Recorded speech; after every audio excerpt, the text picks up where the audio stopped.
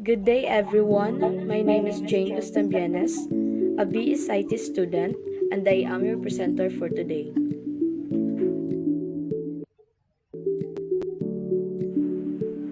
My first topic is all about enabling the disabled. Across the world, persons with disabilities take on a plethora or abundance of challenges life throws them. But the real disability is how often our society defines these people by their disability.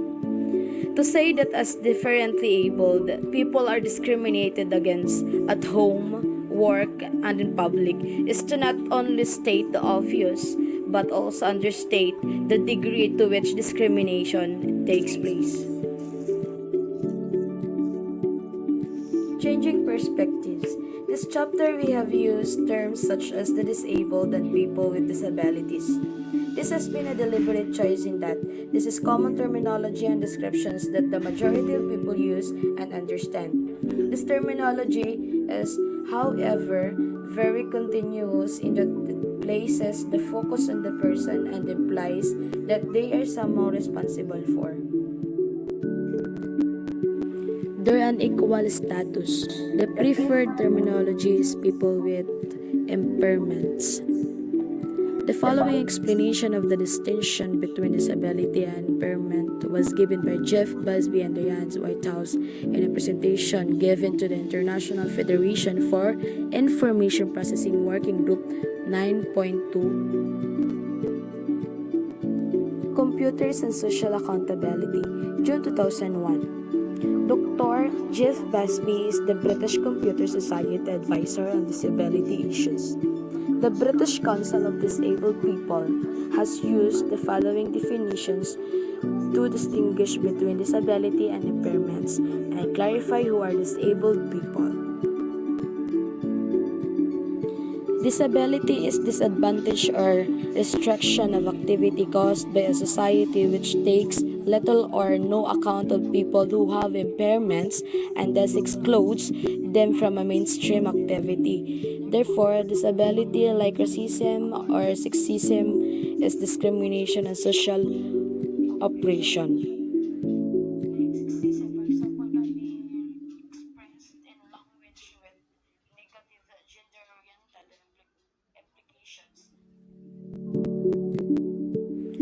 Impairments is functional limitation within an individual caused by a physical, mental, or sensory condition. Disabled people are therefore those people with impairments who are disabled by society. Busby in 2001. There's the two different perspectives on disability. The first that says people are disabled, and the second that says society is disabling. The first says disabled people as dependent upon society. This can result in paternalism, segregation, and discrimination. The second perceives disabled people as customers of what society has to offer.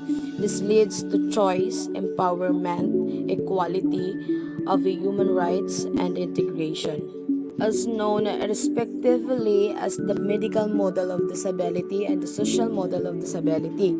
These two models are important in that the consequences of each view are very different and have a tremendous or big impact on how we as a society confront the issue.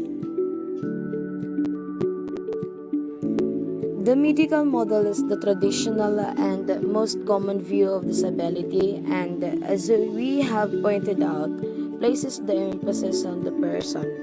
This has resulted in a general conception of the disabled person as a victim, someone who has some condition which we sympathize with and relieve that we do not have. To remove the problem these people face, we would need to remove the medical condition. The alternative view that of the social model places the emphasis on the way society is physically constructed. So to reiterate content In the above quotation, disabled people are people with impairments who are disabled by society. The solution to this problem is to design society in a different way.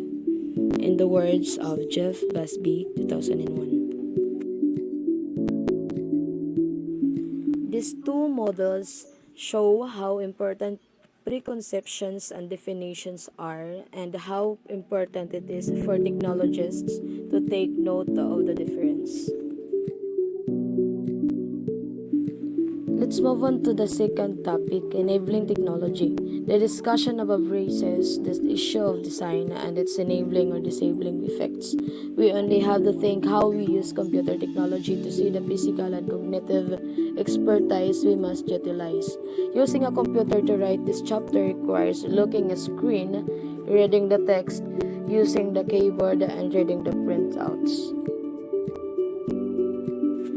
To do this on standard equipment requires good eyesight and manual dexterity as the keys on the keyboard are set quite closely together. Someone with impaired vision and or arthritis in the hands, a condition that severely limits movements, would find it extremely difficult, if not impossible, to perform these actions. If we think of computers as input or output devices, we need to think about how input and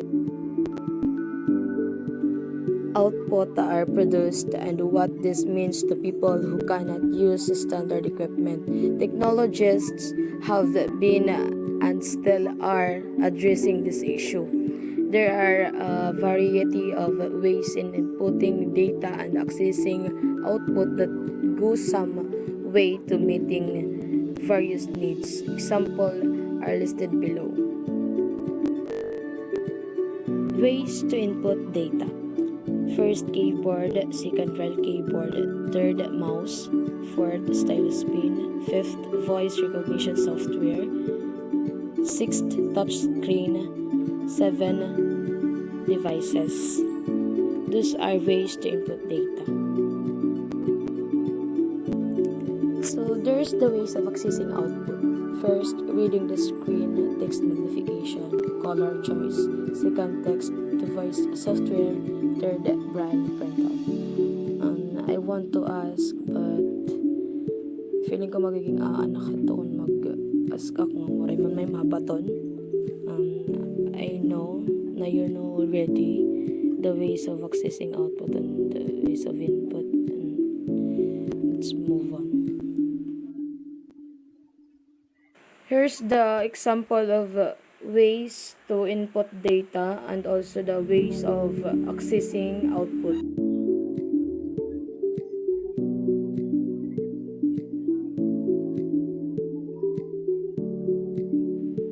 Let's move on to the broader consequences of equal access.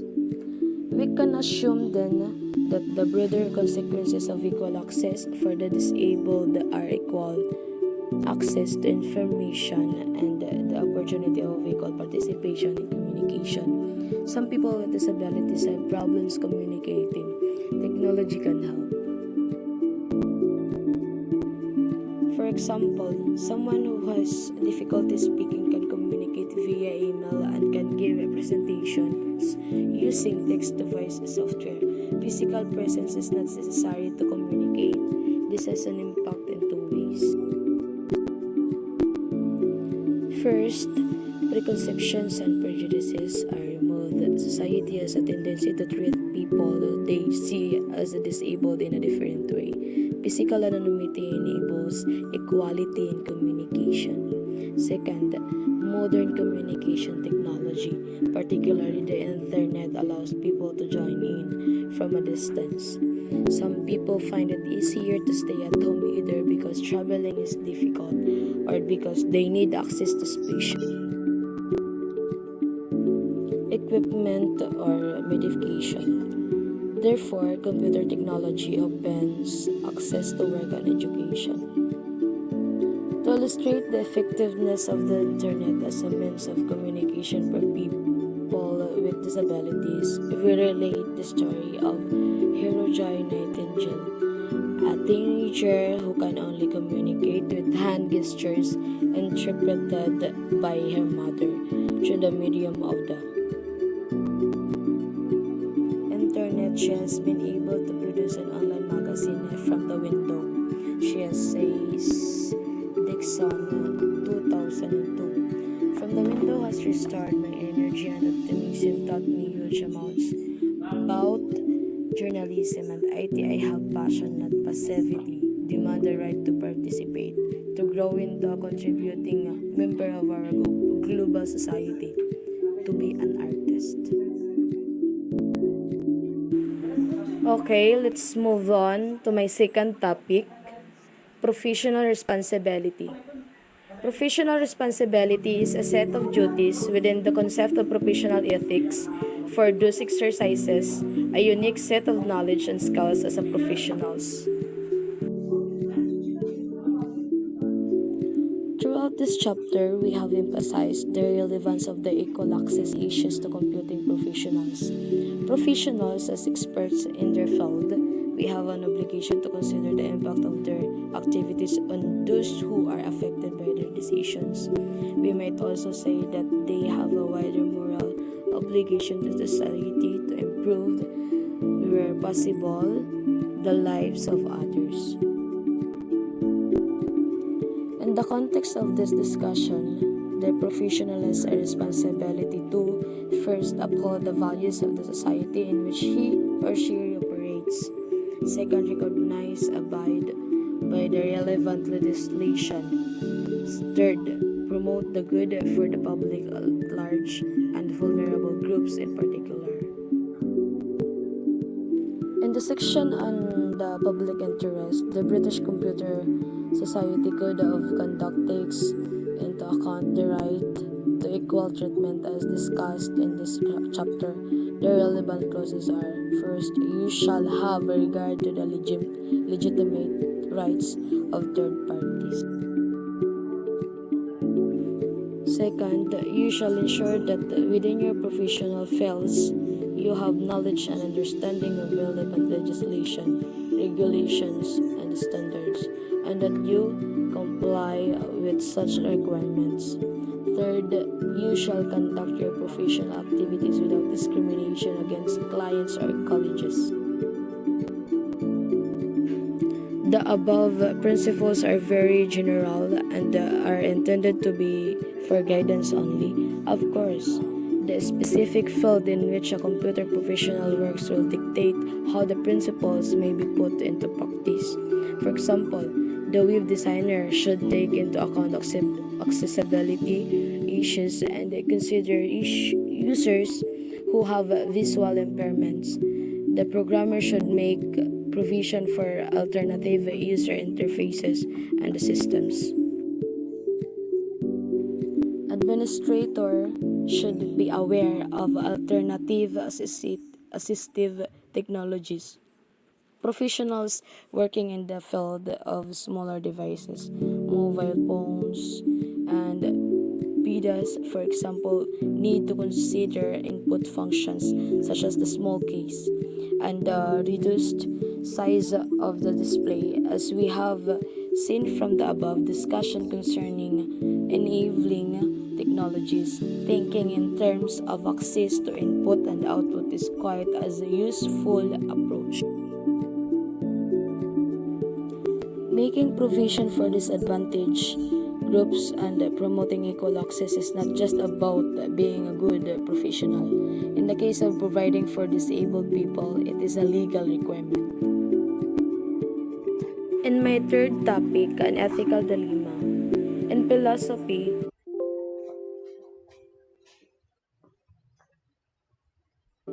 ethical dilemma, also called ethical paradoxes or moral dilemmas, are situations in which an agent stands under two conflicting moral requirements, none of which overrides the other.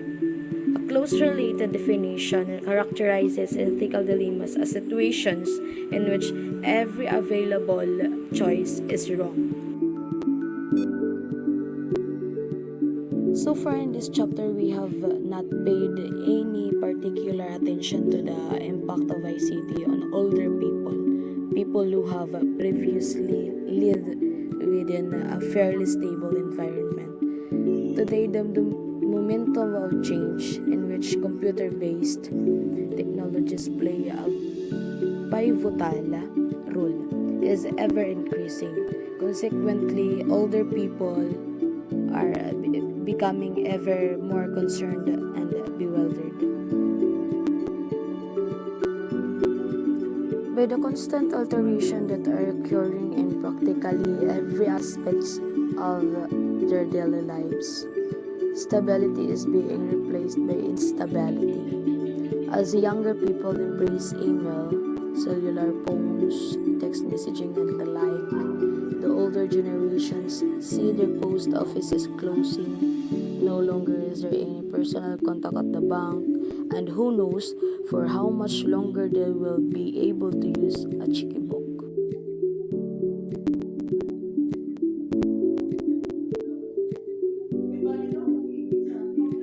That's all, guys. Thank you for listening.